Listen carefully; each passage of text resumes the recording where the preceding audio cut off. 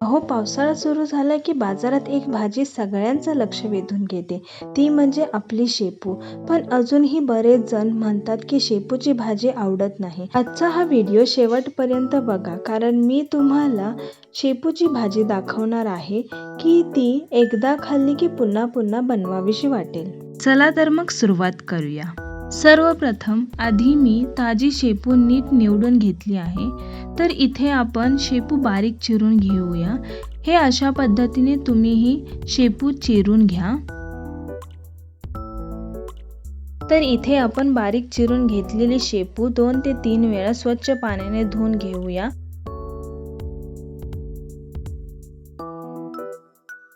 आणि त्यानंतर स्वच्छ धुतलेली शेपू एका भांड्यात ठेवूया. आता आपल्या भाजीची खरी चव वाढवणारा भाग, खलबत्ता. खलबत्त्यात आधी लसूण छान बारीक ठेचून घेतला आहे. त्यानंतर हिरव्या मिरच्या घालून पुन्हा एकजीव होईपर्यंत ठेचून घेऊया. हे अशा पद्धतीने तुम्हीही हिरवी मिरची बारीक चिरून घ्या, त्यामुळे लसूण आणि मिरची एकजीव होण्यास मदत होईल. खलबत्त्यात वाटलेला मसाला म्हणजे भाजीची चवच वेगळी. तर इथे आता लसूण मिरचीची पेस्ट तयार झाली आहे. आता गॅसवर कढई ठेवूया आणि त्यात तेल गरम करून घेऊया. तेल गरम झाल्यावर लसूण मिरचीचा ठेचा घालून घेऊया. वा, त्याचा सुगंध म्हणजे भूक दुप्पट करणारा. त्यानंतर चिरलेली शेपू कढईत घालून परतून घेऊया. तर इथे आता आपण मुगाची डाळ घेतली आहे.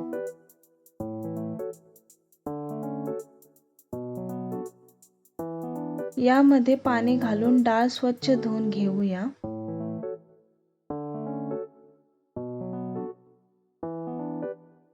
आणि ती डाळ आता शेपूमध्ये घालून घेऊया.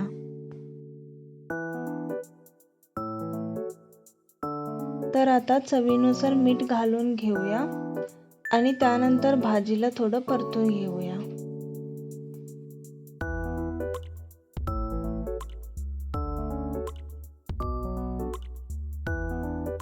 तर यामध्ये आता आपण थोडं पाणी घालून घेऊया.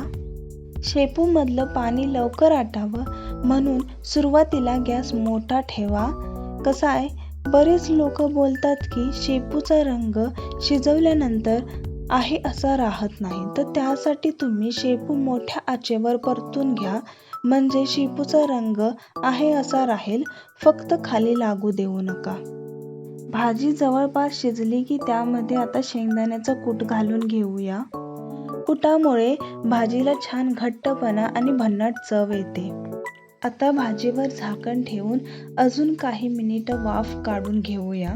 आणि बघता बघता आपली घरगुती सुगंधी झणझणीत शेपूची भाजी तयार झाली आहे. गरमागरम ज्वारीची भाकरी, बाजूला शेपूची भाजी आणि बटाट्याची आमटी. वा, पावसाळ्यात असं साधं पण चविष्ट जेवण मिळाले की मन अगदी तृप्त होतं. व्हिडिओ आवडला असेल तर लाईक करा, शेअर करा आणि सबस्क्राईब करायला विसरू नका.